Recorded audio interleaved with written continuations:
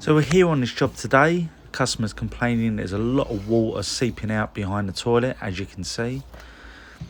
I think it's been leaking for a while because it's starting to blow all the MDF units. So we're going to whip the front off and take a proper look. So they called another plumber out before, and this is what he's done. Anyway, yeah. Well, he's completely sodded the thread up, so we're going to have to change that over now anyway. But as we've looked in a little bit further, shut the water off, and as you can see, it's actually leaking from the compression joint as well. So I'm just going to whip it out, extend the pipe a little bit further on, just like so, and put a new flexi hose on it as well. But we're going to change that over as well because I think the thread's absolutely knackered on that now. It's not worth saving. So we'll whip that one out. Going to get a nice new brass fitting in there. Happy days. Job's a good one. Dried it all up. Customers over the moon. This has actually been going for nearly 3 years, believe it or not.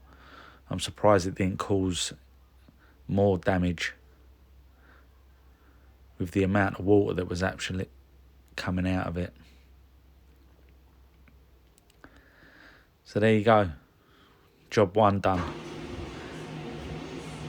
So we're out on this one at the moment.